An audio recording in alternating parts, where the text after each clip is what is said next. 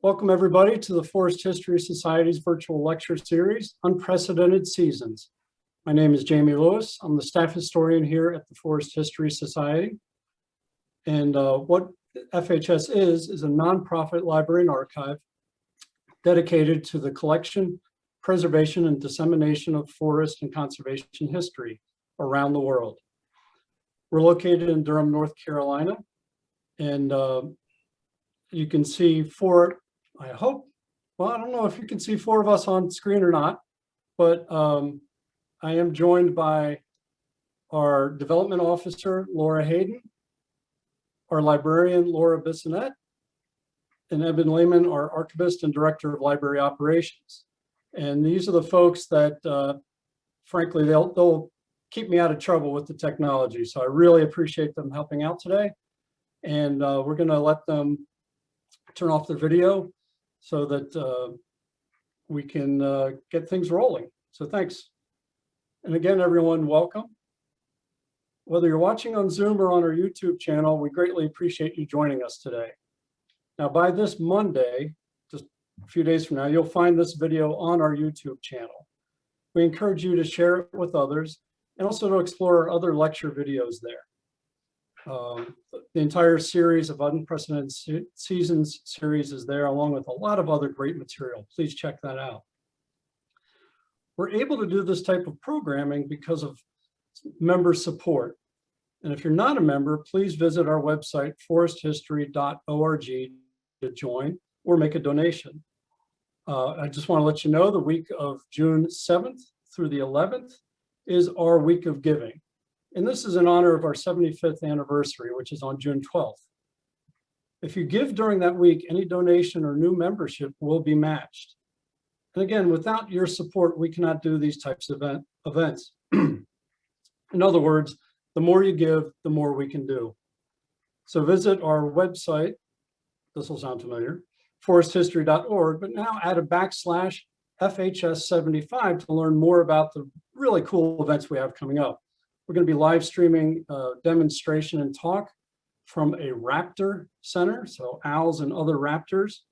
And it's a local, it's the Piedmont Wildlife Center is going to be doing that for us. And then there's also going to be a presentation by Char Miller. And then lastly, be sure to email Laura Hayden to get your special anniversary decals. Now, today's event will last about 60 minutes, give or take. Our presenter will speak for a half hour or so, and then we'll try and answer as many questions as possible within the time remaining. And John's a veteran of this, so he's really excited about answering your questions. Just a reminder, only those on Zoom will be able to ask questions, and please do that through the Q&A forum, not through the chat window. We'll screen them and then post them to, or pose them to John again after he's done talking. And you can submit your questions during the presentation. We'll just be answering them at the end. Include your name and affiliation if you would. Today's talk is the fourth in our lecture series called Unprecedented Seasons. We've invited leading scholars to look at current social issues such as the pandemic, social justice, and civil rights, and other topics like climate change through the lens of memoir and biography. And as I said, you'll find more lectures on the website under our education listing. Our presenter today is John Graaf. He's the director of the upcoming PBS film, Stewart Udall and the Politics of Beauty. Excuse me.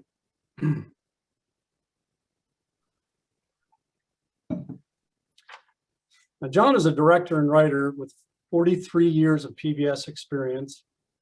He's done 15 national PBS programs, and he's the winner of more than 100 film awards.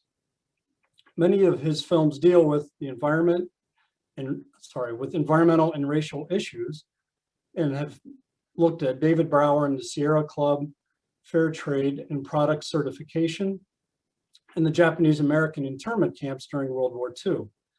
You can learn more about him, his work, at his website, and it's very easy. It's johndegraaf.com.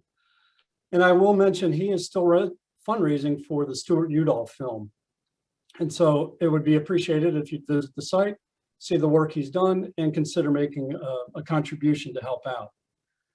Now, in today's presentation, John will explore the life of Stewart Udall, the 37th Secretary of the Interior. And with that very brief introduction about his topic, I'm going to just turn things over to John. So John, please take it away. Thank you, Jamie. I'm John Graaf.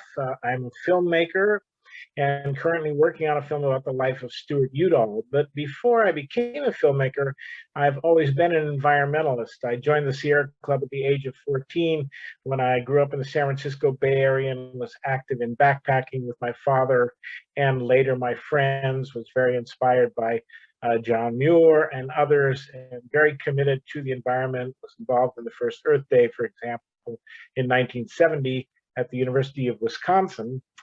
And I had in my backpacking background, it kind of made a simple living advocate out of me. I realized that when you go backpacking, you realize that you don't really need a lot of stuff to be happy, that you need certain key things. You know, if you don't have enough water, you get pretty thirsty. If you don't have food when you need it, you get hungry if you don't have some protection against the elements and so forth. But on the other hand, if you take too much, if you try to pile on too many things, you really pay for that in misery on your back. And I think as a society, we're a society that has not learned these backpacking lessons. We just think it's growth, growth, growth. We can pile up everything. And so what's happening is that as a society, we're being pulled back by our backpacks. We can't go forward. The straps are pulling into our shoulders, taking us backwards. We're miserable, and we seem to be blaming everything for that, whether it's minorities or immigrants or whoever, and not simply blaming these crazy priorities that have gotten us there in the first place. And I think Stewart Udall understood those priorities. I started thinking about making a film about Stewart Udall in January of last year when I read an article that said had he still been alive, and he died in 2010, had he been still alive, he would have turned 100 on January 31st of last year. And I thought, Stewart Udall, wow, that's a name from my past. I had interviewed Stewart in 1988 for my PBS biography of the environmentalist David Brower, who basically built the Sierra Club as an organization. And I found Udall to be such a remarkable individual, especially his humility. One of the things he said to me, and I remember the exact words, he said, one of the most important things for any public official is to be open-minded. And David Brower changed my mind about the Grand Canyon dams. He showed me I was wrong. And for that, I'm in his debt. No question about it. It'd be nice to hear a few politicians these days say things like that, or be able to change their minds when they're wrong. But I thought, wow, Udall, interesting. I went back and found on my shelf the book that Stewart Udall gave me that day and signed to me, The Quiet Crisis in the Next Generation, the second version of The Quiet Crisis, which he had just written that year. And I thought, I wonder if anyone has done a film about this man. Certainly should have. But in fact, no one had, except for some very short films on YouTube about him. And I said, I really want to do this film. So I set off first by reading what I could about Udall. There are two biographies, one by Thomas Smith, one by Scott Einberger. I contacted those biographers and talked to them to see if they'd be interested in participating in the film. And then I started contacting members of Stewart Udall's family, starting with his son, Dennis, and who then connected me to the others. I did a lot of reading, and I was especially surprised to find that Stewart Udall was so relevant to so many of the key issues of our time and in so many ways. Udall was a liberal, but he was something of an improbable liberal, and that he grew up in a ranching family in the middle of the desert in eastern Arizona in a Mormon family. Now, many of those families are very, very conservative. It's a very red part of the country. But Udall was exposed to the pine forests and the streams and the desert Southwest, the rhythms of nature, and the diversity of the Hispanic and Native American populations that lived in the area where he grew up. And he became very connected with those things. And for him, the beauty of the environment was inspirational throughout his life. And so as an environmentalist, as Secretary of the Interior, and also as a member of Congress before that, he had many accomplishments. He led the fight for the Clean Air Act, the Clean Water Act, the original acts, the Wild and Scenic Rivers Bill, the National Trails Act, the Wilderness Act, the Land and Water Conservation Fund, which has done so much for so many communities, the Endangered Species List, which became an act later under Richard Nixon, the Mining Reclamation Act, the Pesticides Reduction Act. One could go on and on. Udall was also one of the first public officials to warn about the dangers of global warming. He did so in the early 60s. He was tipped off to that by his scientific advisor, Randy Revell of the Smithsonian Institution, who was an oceanographer who was very concerned about climate change. So Udall was saying even then in the 60s that we were going to melt the use of fossil fuels. If it continued, would melt the Arctic caps, ice caps, and flood our coastal cities. But what I found out, and I knew some of that already, I knew that Udall was a great environmentalist. That was not so new to me. What was new to me was how much more he did that was relevant to our day. Udall was an active fighter against what he considered the sin of racism in our society. This started right after he came back from World War II. He was flew on a bomber over the Nazi war sites and things during the war. He came back to the University of Arizona and was a basketball star. And in 1946, he led the University of Arizona, his team, to its first national invitational tournament in Madison Square Garden. His brother Mo Morris joined the team the next year, and Mo was a terrific player, better than Stu, much taller, later became a professional player with the Denver Nuggets for a short period of time. But one thing Mo and Stu knew and noticed at the time was that the University of Arizona was a Jim Crow institution. It had Black students, but they couldn't eat in the cafeteria. They had special places to go on campus and so forth. And so Udall said, this is not right. And they invited two of their Black friends to join them for lunch in the cafeteria. They said, come and eat with us and let's see what the university does about it. Well, of course, the administration came over quickly and the Udalls explained their position and they said, these are our friends, these students, this is a society that supposedly believes that people are created equal. We want them to eat with us. And the university actually caved at that time and said, okay, well, we'll change the policy. We'll get rid of it. That never would have happened, of course, if the Udalls weren't basketball stars and didn't have a lot of student support behind them. But the important thing was that they used that, that VIP position on campus to do good, to do something for those who were not so fortunate. And I think they speak for the new generation of athletes like Colin Kaepernick and others who have stood up to fight racism and other things. Then, as soon as Udall got to DC with the Interior Department, he'd been there in Congress, but as soon as he became Secretary of the Interior, he suddenly discovered that there was only one Black ranger in the entire national park system, and that was in the Virgin Islands. There were no Black rangers in mainland national parks. And he said, this can't be. And he was watching a TV show, and there was a news program about where young Black marchers were being clubbed in some place like Birmingham or Montgomery, I'm not sure where. And he said, look at these fine young people. All they want is equality. He said, we need these young people in our national parks. We need to see faces like this in our national parks. And people like them need to know that they are welcome in our national parks. So he said, here's what we're going to do. We're going to send teams to the traditionally Black colleges, and we are going to recruit students who might be interested in being rangers. We'll work with the college presidents on this. And then we will hire them as summer rangers in the summer of 1962, which is the following summer, actually. And we will then pay for their college continuation if they're interested in being rangers and want to take the courses that they need. And when they get through with that, we will offer them full-time jobs as rangers. One of the rangers who took one of the people who took Udall up on that was a young student at Houston Tillotson College, a traditionally black college in Austin, Texas. His name was Bob Stamp. And in April of '62, he got a letter, personal letter from Stewart Udall, Secretary of the Interior, inviting him to be a ranger at Grand Teton National Park. According to Stanton, that experience completely changed his life. He would have never imagined or even thought about being a ranger. He'd never been to a national park. His family was too poor; they didn't even get vacations. And but he said he just loved it. It was incredible to be in Grand Teton.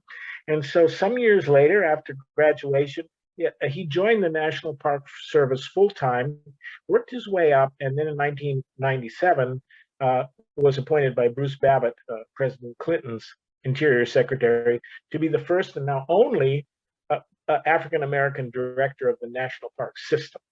Udall also found, to his dismay, he liked football. And he found to his dismay that the team he was watching, then Washington Redskins, who played in the nation's capital, were the only team that still refused in 1961 to hire black players. They considered themselves the South's team. Their owners said, I won't hire, I'll lose my fan base, blah, blah, blah. It was still that kind of thing. And so Udall said to the staff attorney, at the time, he said, well, don't we control the national stadium? Don't we lease it to this team? And attorney said yes. And so then would I be within my rights to call that owner and say, you're discriminating, that's against federal law, and if you don't hire black players, then we're not going to lease the stadium to you? The attorney said, well, I think so. I think you'd be in the right, but a judge will decide that finally, but why don't you go ahead? Maybe it won't come to court. So Udall called the owner and he said, look, here's what I want. You hire 2 black players by June. You don't play in the national stadium in the fall.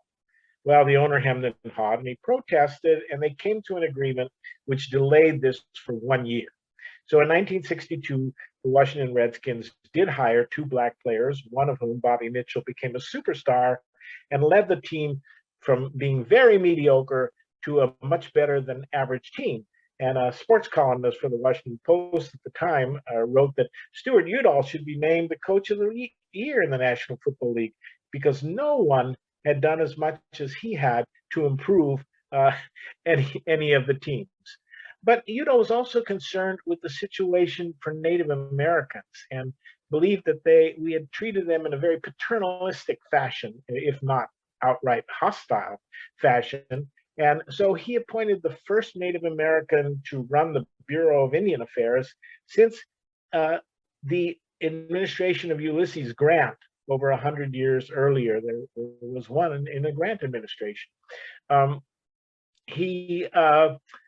He also worked for self-determination for the tribes. I've talked to a number of tribal leaders about this, and he particularly distinguished himself when the state of Alaska was going to give all kinds of land away, including native lands. And Udall said, stop, you can't do it until none of this will happen until you can assure that the native Alaskans keep their lands and the lands that they have. He put a halt to this. And so it worked out. And the Native Alaskan leaders said, without Stu Udall, they probably would not have had the title to the lands that they did because they were being run roughshod by the state of Alaska. For that, Stu Udall became a pariah with many people in the state of Alaska, and he and his brother Mo were even more so after the Great Alaska Lands Wilderness Acts and things that happened later on. But Udall was also an advocate for the arts. He'd grown up loving poetry and Shakespeare and opera. His mother taught him those things.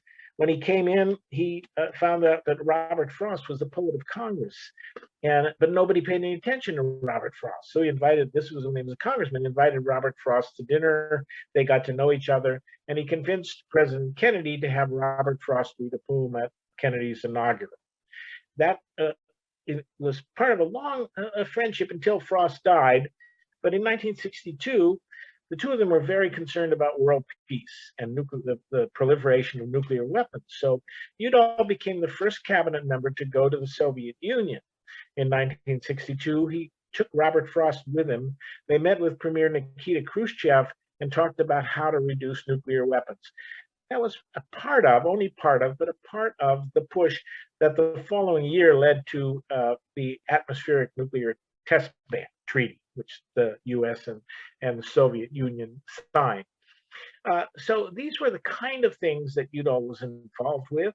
He later, after being interior, got very involved in what we would now consider environmental racism and certainly the environmental justice issues when he worked for Navajo uranium miners who had contracted cancer from their work in these mines that they had never been told was dangerous. For years, he worked to try to get compensation for these miners and their families.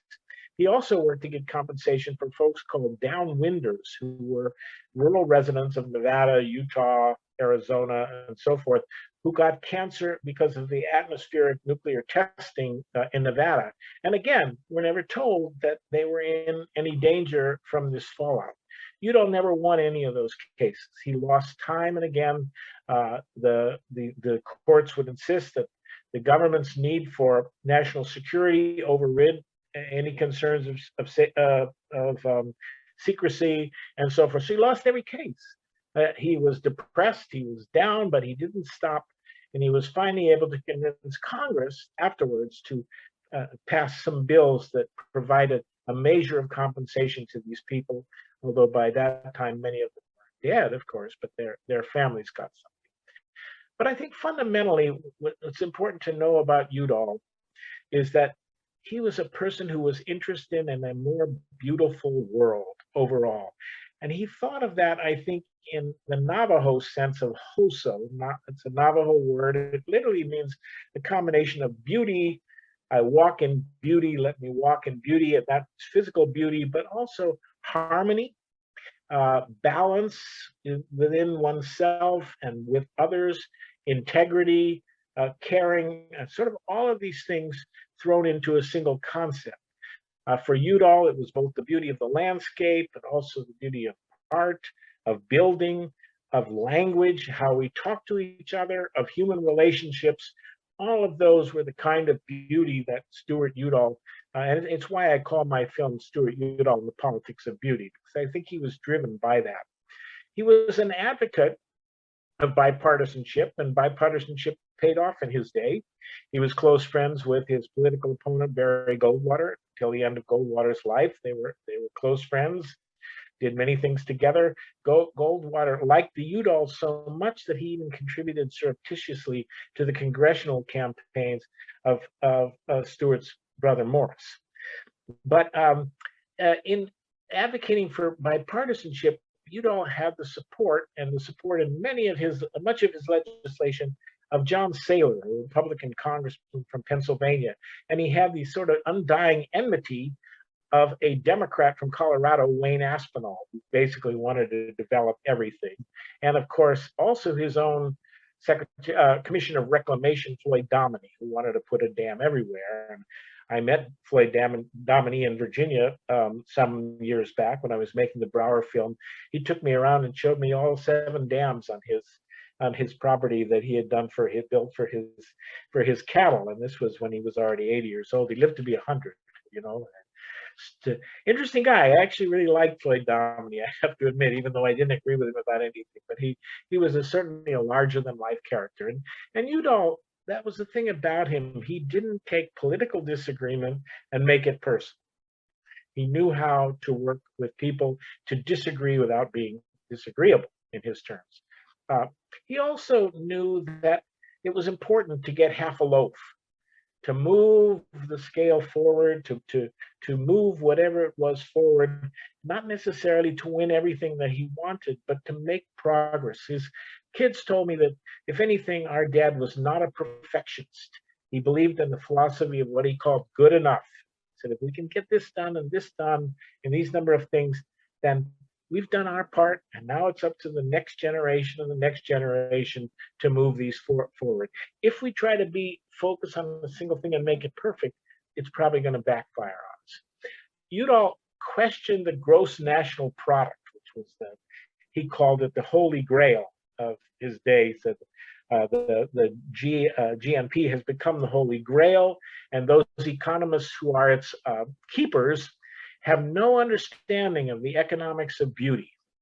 So he talked about the economics of beauty both in the sense of ecosystem services and things that we get from it, but also in a larger sense of a transformation of values.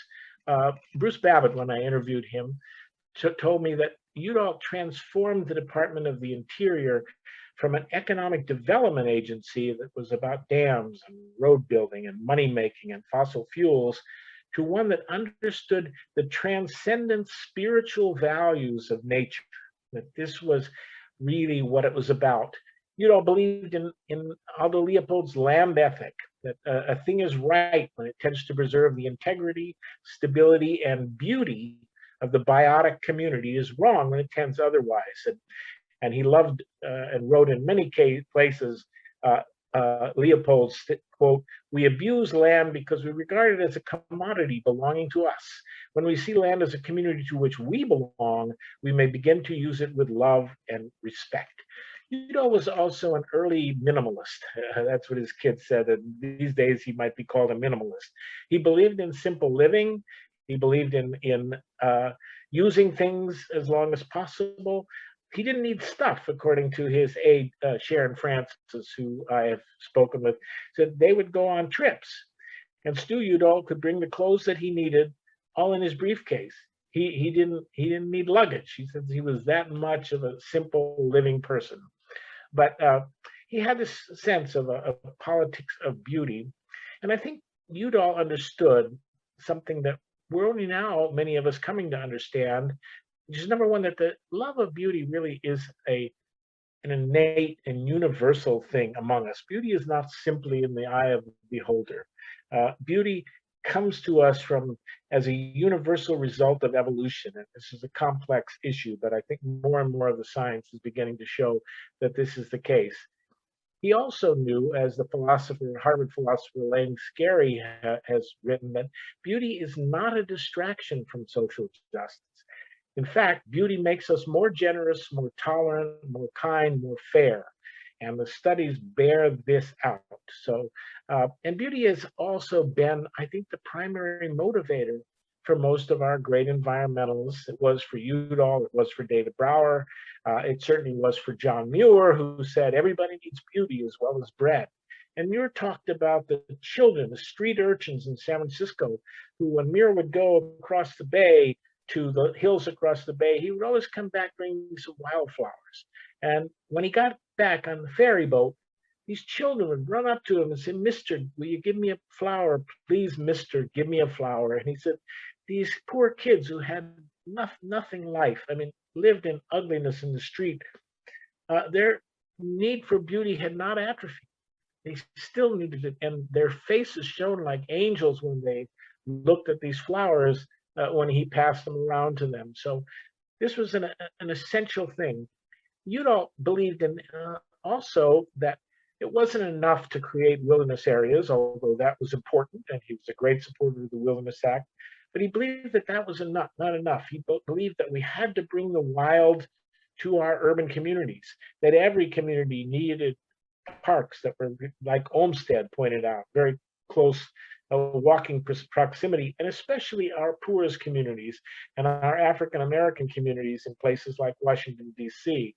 And so part of Lady Bird Johnson's beautification campaign, which Stewart Udall in a way persuaded her to do, although she was very open to it and very inclined that way anyway, was about beautifying the poorest and most exploited neighborhoods first in the nation's capital and taking it from there. So Udall believed in that kind of justice and in that we needed to get rid of a lot of the parking lots and turn those spaces into parks.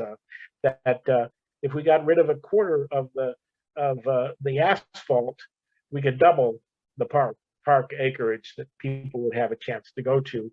And he knew without the science that parks and nature are good for you. And now we're learning with the Parks RX movement and other things how important parks are for people's health, and especially for the health of those children who experience a lot of stress in their lives. So I think Stewart Udall would have been a huge advocate of groups like Outdoor Afro, Latino Outdoors, all of the kind of things who are both trying to get young people out to the wilderness, but also bring the wild back to those young people. I think Udall would have been very excited by the nomination of Deb Haaland as our current Secretary of the Interior, a Native American woman who is very much in the Udall tradition, who has even told me that she really considers Udall's legacy something that she wants to duplicate herself. She said that she told me the politics of beauty is still with us, and it's up to us to make sure that our kids can experience that beauty, so they will care enough to protect these places that belong to all of us. So Udall would have been very, I think, interested in and very positive about that. And his son Tom Udall certainly is very, very supportive of Deb Haaland. So let me finish by saying that I think Udall would have agreed with Dostoevsky, the Russian writer who said in The Idiot that beauty will save the world, or Solzhenitsyn, who said the same thing in his Nobel Prize lecture. I think he believed that that kind of thing, the beauty of nature, the beauty of good design, and he talked about how if we weren't doing things like the war in Vietnam, which he strongly opposed, although never publicly, because he knew that he couldn't do his conservation work, that Johnson would fire him if he did it publicly. But he said over and again, if we weren't wasting our money on these wars, foreign wars, things like Vietnam, and even in his case, view the space program and other things, if we weren't spending money on these things, we could end poverty. We could make cities that were cathedrals for human living. That was his thing. Very interested in the urban setting, and he really believed that in that sense, beauty could save the world. Now, the Russian poet Yevtushenko, who I believe Udall met when he was in Russia with Robert Frost, pointed out, as he said, Dostoevsky believes that beauty will save the world, and he said, but my question is, who will save beauty? And I think Udall realized that that was up to all of us, that we had to do that. Just a couple minor other things, and that was, we talked about his changes. The Grand Canyon was a big one. Udall was once a great believer in reclamation. His growing up in the rural desert of Arizona, he saw what the New Deal programs with water programs and things could do, and he believed that these big projects like the Central Arizona project could make the desert bloom, so he supported that as part of it at first. And then he began to have second thoughts. He later believed, in his words, that the Central Arizona project resulted in the metastasis of Phoenix and Tucson. But the big one that changed him, he'd been a big supporter in Congress of the Glen Canyon Dam. He hadn't seen what that dam flooded and what was there before, but he did see it before the reservoir was filled, and he did see it because they were talking about building 2 dams in the Grand Canyon, and David Brower, the environmentalist, was fighting this tooth and nail, and Udall was caught in the middle because he wanted to be a senator or governor of Arizona. But he knew that if he opposed the dams in the Grand Canyon, which every Arizona newspaper, the political delegations were all for, that his political future in Arizona was finished. But also, he believed he wanted to be the environmental interior secretary. He wanted to change our attitudes about that. And he decided to let the river tell him what to do, in his words. So he took a raft trip with his family and Mo's family down the Colorado River, Glen Canyon and Grand Canyon. And at the end of that trip, he spoke to his kids and said, there will be no dams. in the Grand Canyon. He said, and he came out and then he said, nope, we're not going to build these things. He was supported by Lady Bird Johnson, who never liked it anyway, actually.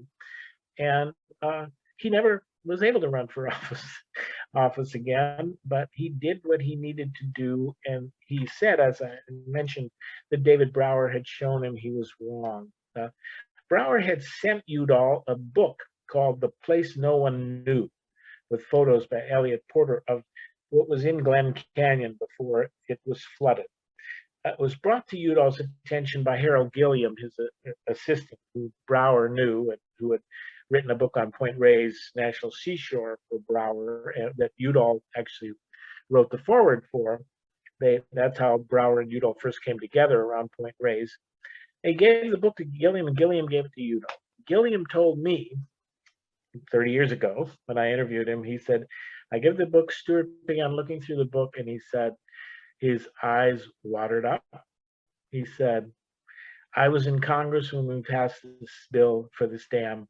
We had no idea what was there. So once he got an idea, I think he changed. And the last thing was the Vietnam War. And as I mentioned, Stewart early on believed the Vietnam War was wrong. His brother Morris opposed it openly in Congress. Udall's family had many debates about what he should do about this, but he finally decided that if he spoke out, he would be done, and he might not make any difference anyway. But if he stayed in the cabinet, he could do many more things because Johnson supported his conservation work.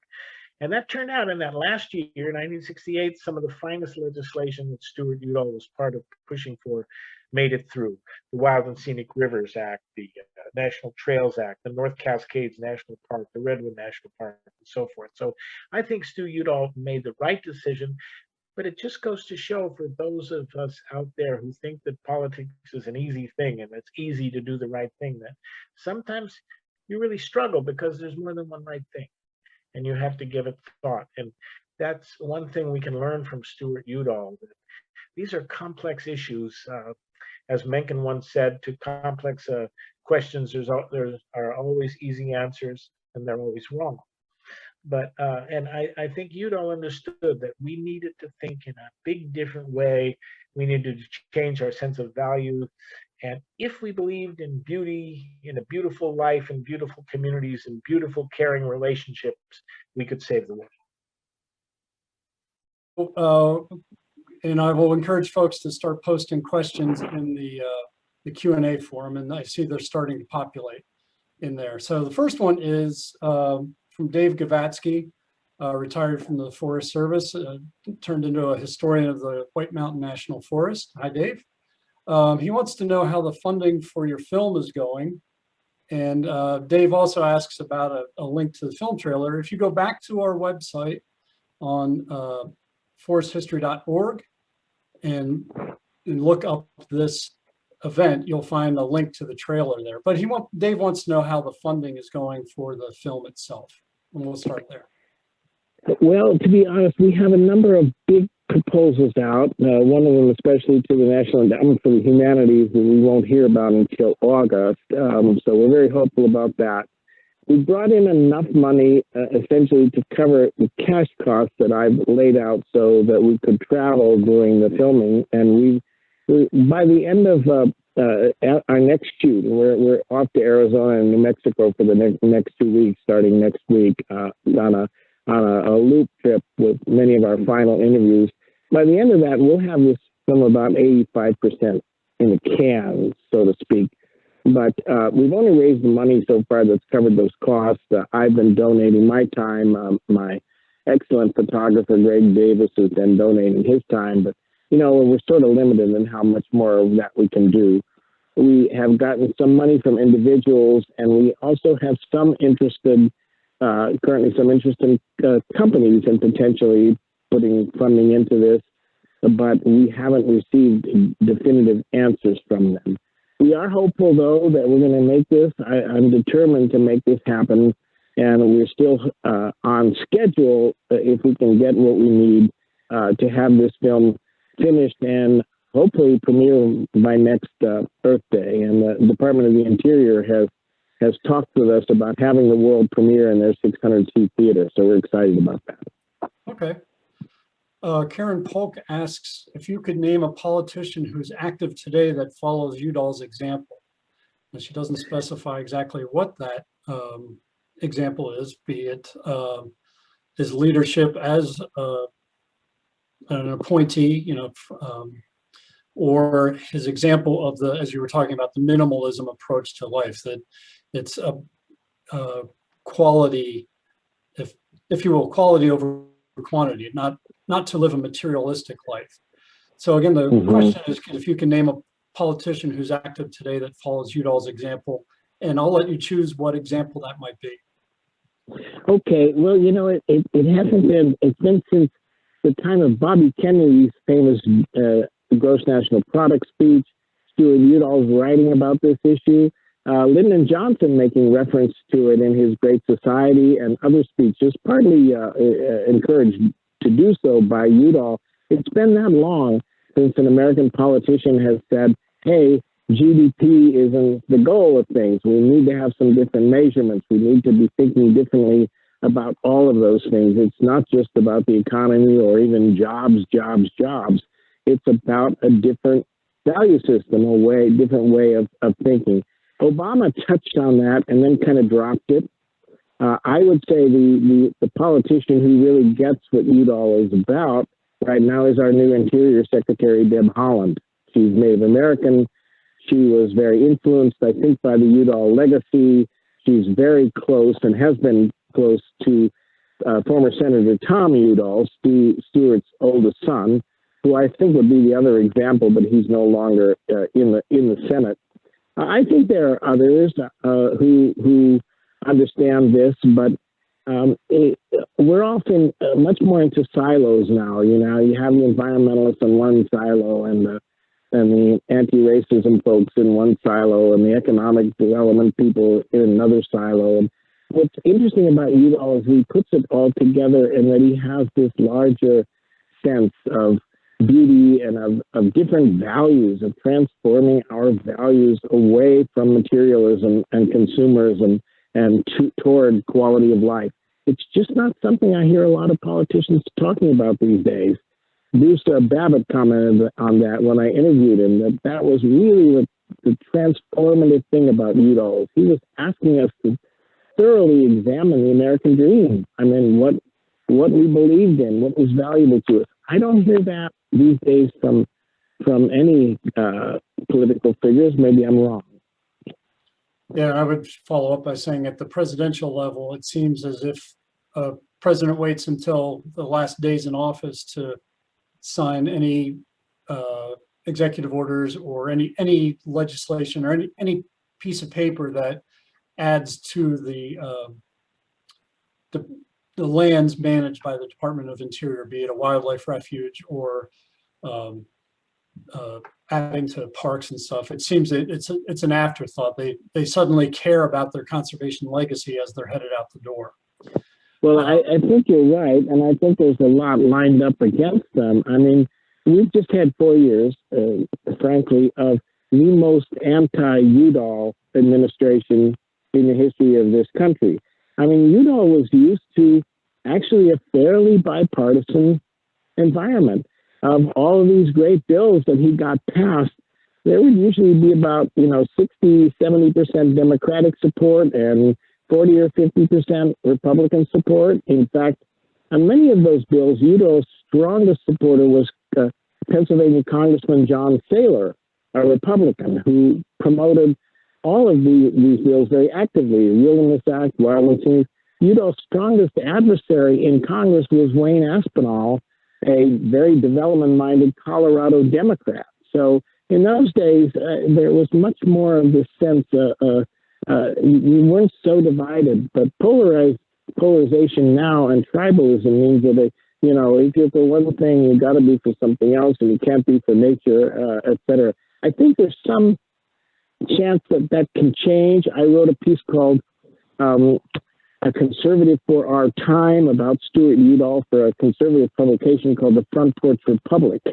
That is really reaching out to, I think, a lot of conservatives who believe, as I do, that how could you be a conservative if you don't conserve anything?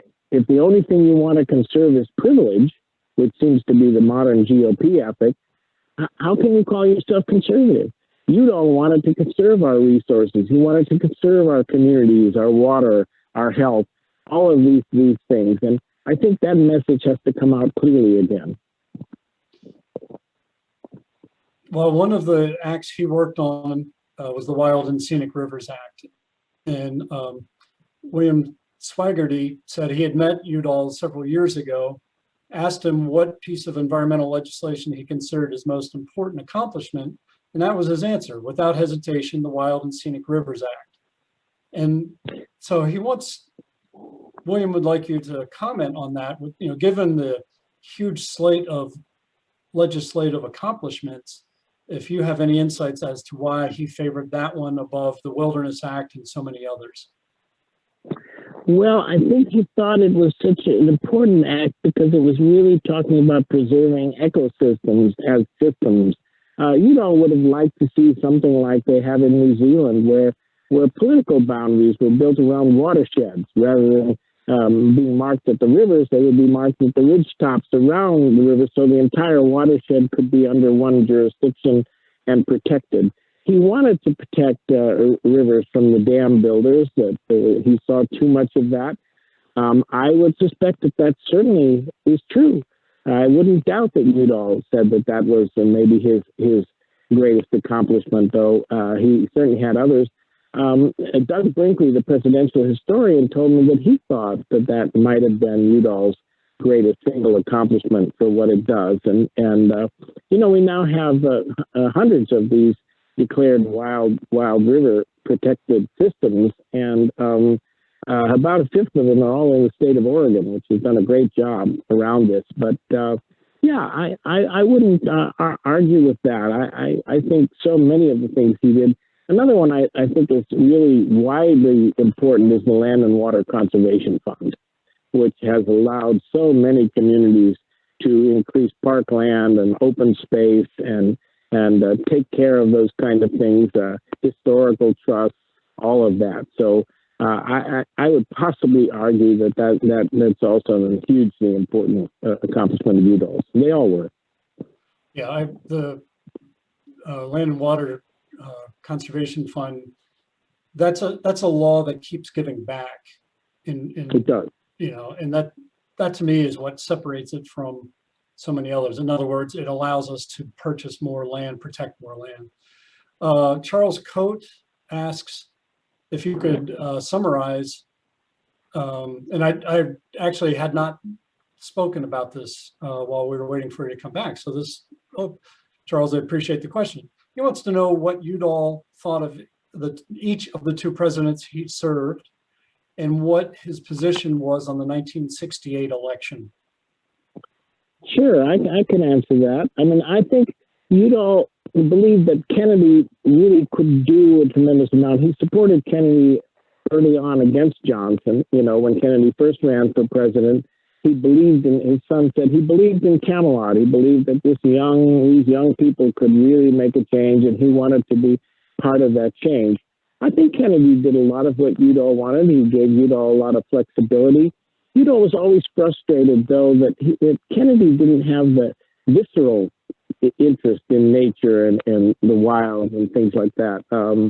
Kennedy was a pretty urban character. He liked to sail. He liked boats and things, but Udall could never get Kennedy to go for a hike, for example.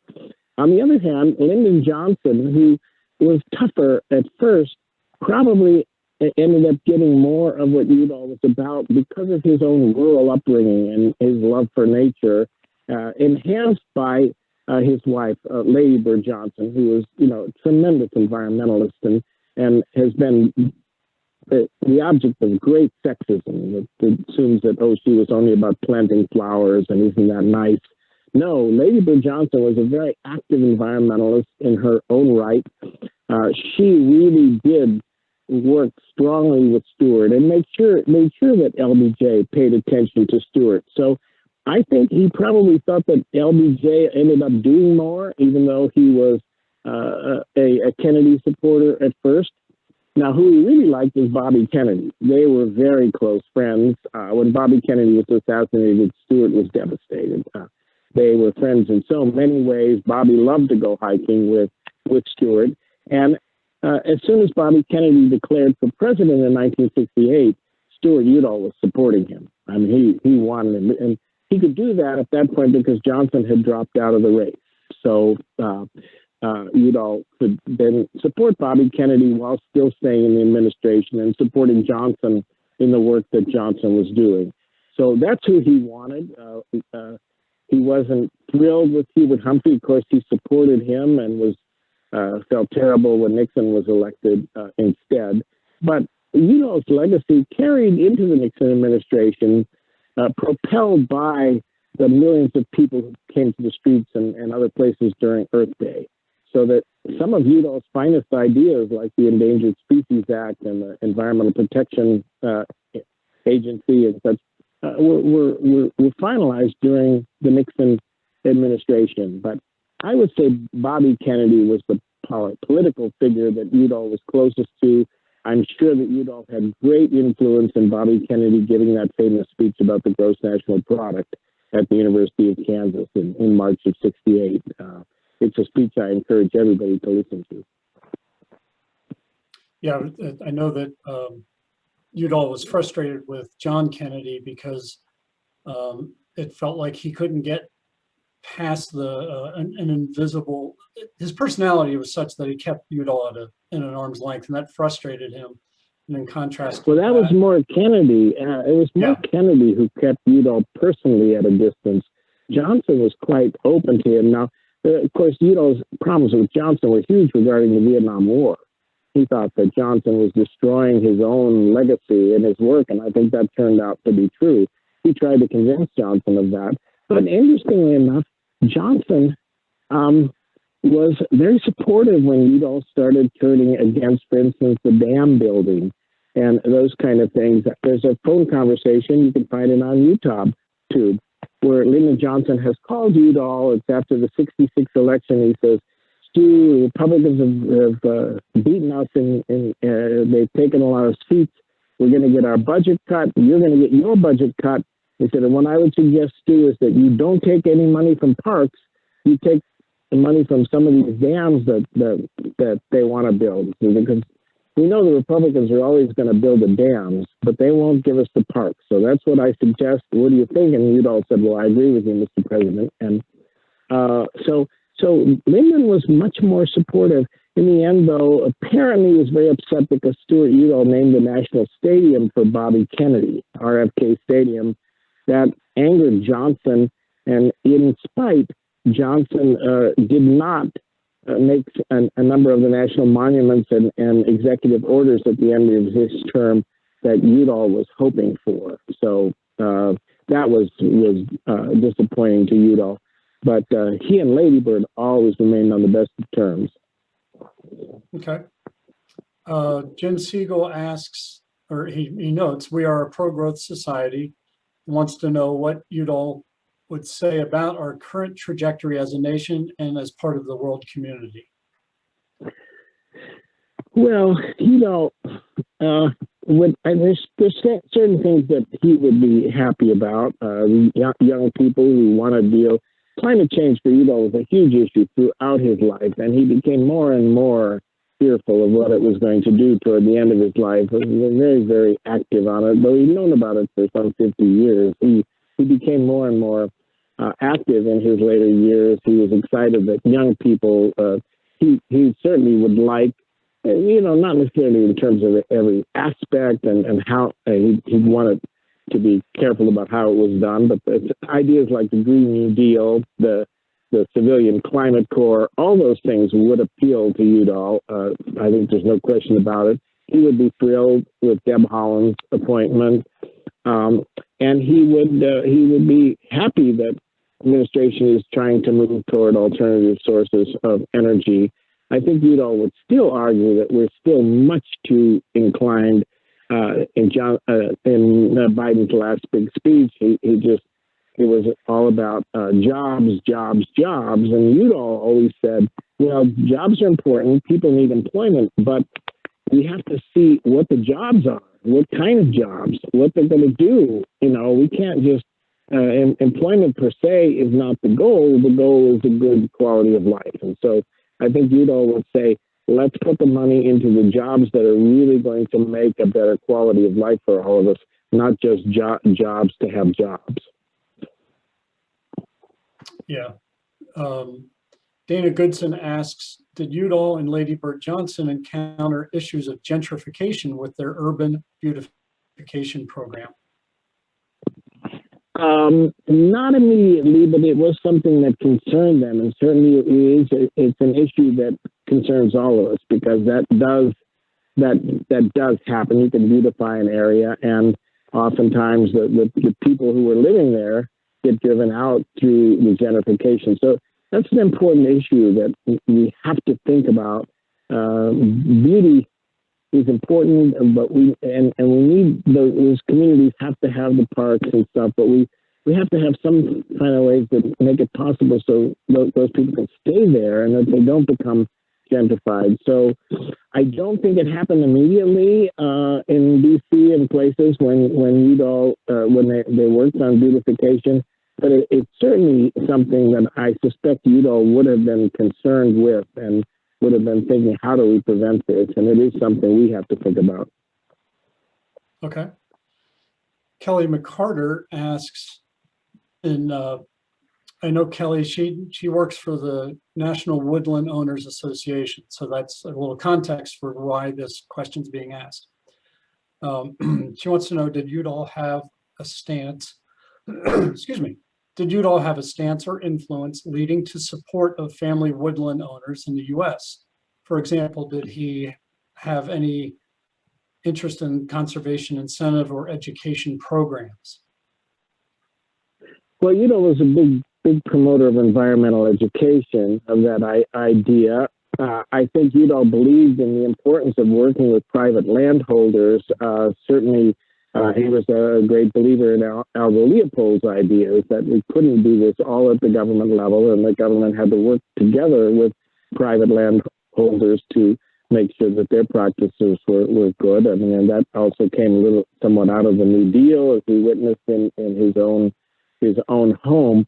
I don't have the specifics on that one, I'm afraid to say, whether he worked specifically with woodland owners, but in Udall's writings, there is the fact he's not calling for a government takeover of everything. I mean, he wants government to take over some areas like wilderness, but he really believes that we have to work with farmers and ranchers, and he loved the people on the land, and he said the people on the land were the best to be able to know what to do and to handle it. So Udall was not a big government take over everything. And later in his life, he also, I think because of his experiences with the Navajo and stuff, he really warned about the problems of especially government secrecy and too much power in the hands of government. So, these are complex questions and issues, and I think Udall probably would have grown, and his mind would change. His mind changed a lot, and he was not bothered by what Emerson referred to as a foolish consistency, the hobgoblin of little minds. Udall admitted when he was wrong, and he was willing to change, and I think that was one of the important things about him as a political figure. Okay. Let's see. Ian Dowdy asks, now John, I'll give you a heads up. He leads into his question. So he says, in my experience, the nationalization of federal land conservation has resulted in a set of one-size-fits-all conservation tools where there's little interest in compromise towards solutions that respond to the unique values of individual states or local communities. There's resistance to tailoring conservation solutions for fear of creating a precedent that would reduce the power of national policies. Would Stewart have been open to individualized solutions, or I guess local solutions, or would he have defended a strict interpretation of federal policies at the expense of fewer conservation wins? So I guess it's a question of local solutions and actions versus a top-down approach, if he favored one or the other, or a combination? It's a fair question, and I think that as time went on, he would have been, more well. Udall certainly believed in what local people could do. He grew up in a small ranching community. He grew up. One of the ethics that came as part of being a Mormon, and Mormons weren't necessarily good at anything relating to the environment, but one part of the ethic that Stewart learned, and it was a kind of, you don't pollute the river because there's another town with other Mormons downstream. You take care of these kind of things, and maybe it was stuck to our group, but at least it was sort of an environmental message that we are stewards of the land, that we have to take care of the land, and as individuals. I don't think Stewart believed in just one top-down solution fits all. I certainly wouldn't suspect that. It's not something he wrote a lot about, to my knowledge, and I'm far from the most well-read person about Stewart Udall out there, but I'm trying. But I think Stewart wanted to do what made sense, and I think he would have found that we had to have new ideas and work better with local people and try to figure out how to make it work. I think he was a great Leopold a supporter in that regard. So yeah, and I think Udall would have been very supportive, for example, of things like the Forest Stewardship Council, which is working with landowners and all kinds to sustainably manage forests in a way that is particular to each forest, and audits in particular. It's not a total top-down approach. That's the best I can do. I can't say that I fully know what Stewart would have said. That might give you a question to pose to some of your historians for your film. Sandra Cook asks, or says, I wonder what Udall would have thought about the current efforts related to ecosystem service valuation. In other words, putting a price on nature and the goods and services it provides. Some scholars argue it's good in that it highlights the economic value of nature, but others argue that putting a dollar value on nature suggests it's replaceable, such as a wetland. They might also argue that inherent worth is more important. So she's asking if you have any insights into what Stewart might have thought about this, putting a dollar value on nature.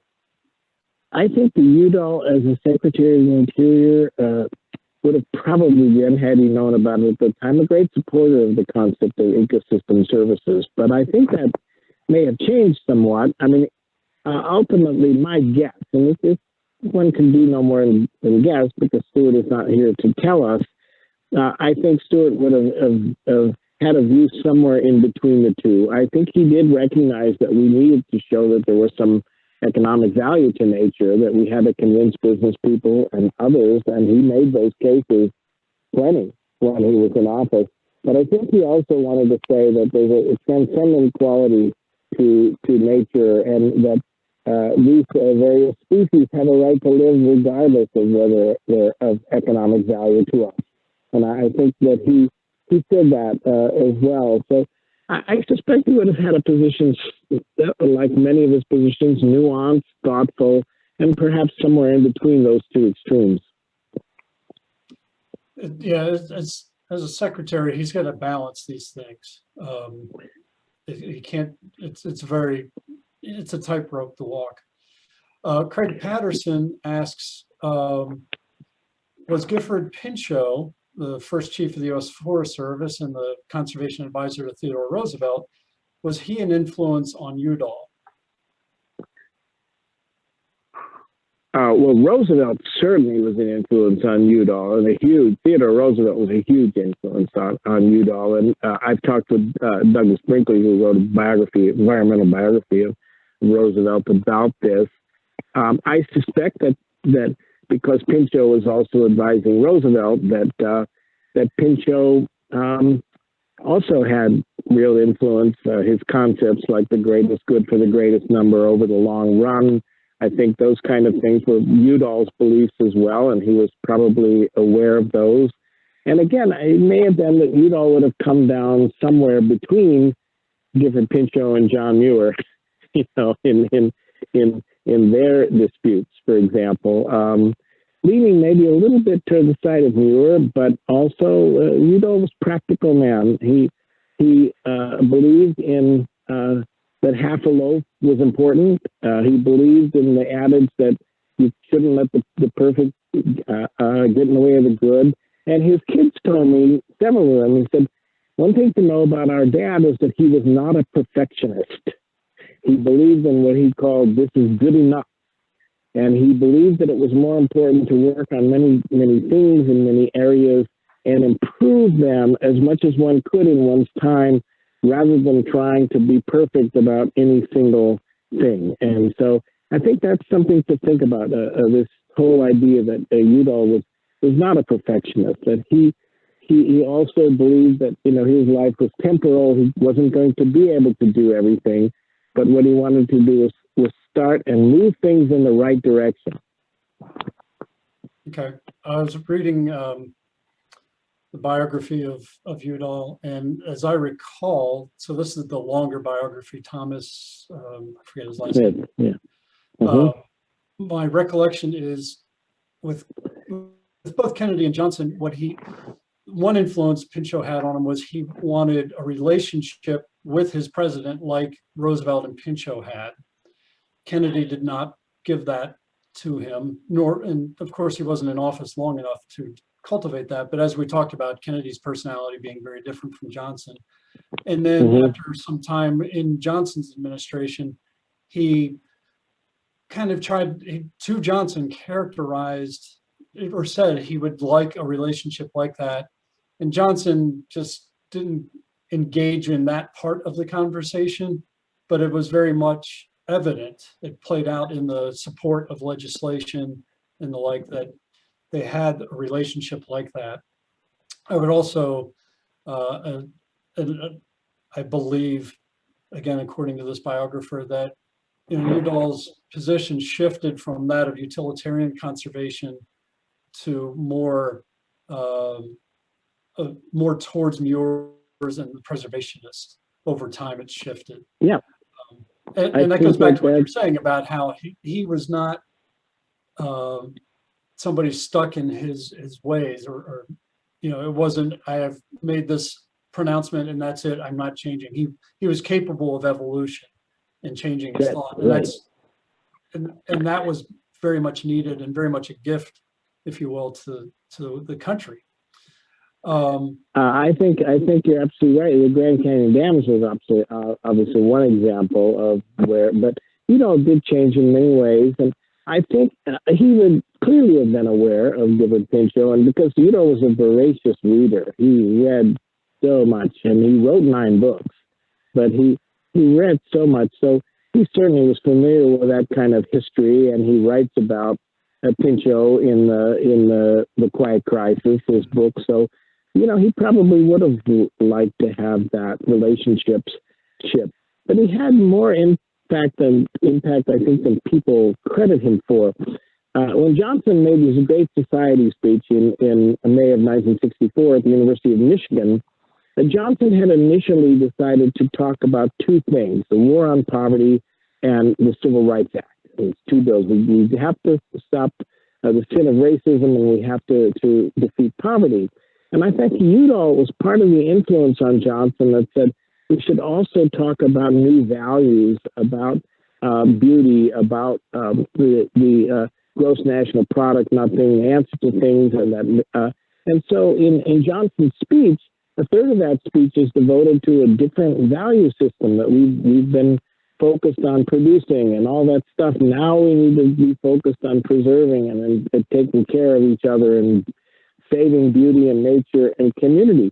When Johnson wrote those things, with certainly Udall's advice, he submitted them to he asked his speech writer, Richard Goodwin, to submit them to the leaders of the House and the Senate to read the speech and to give him feedback. Both the leader of the House and the Senate said, well, this is great, all this poverty and race stuff is great, but get rid of the stuff about beauty and GDP and growth, blind economic growth, it's in his speech, and so he brought it back and he got rid of it and he brought it back to Johnson and gave it to Johnson. And Johnson said, well, what happened to all that stuff about quality of life? And Goodman said, you told me to ask the leaders of Congress and they said to get rid of it. He said, Johnson said, well, they don't write my speech, just put that back in.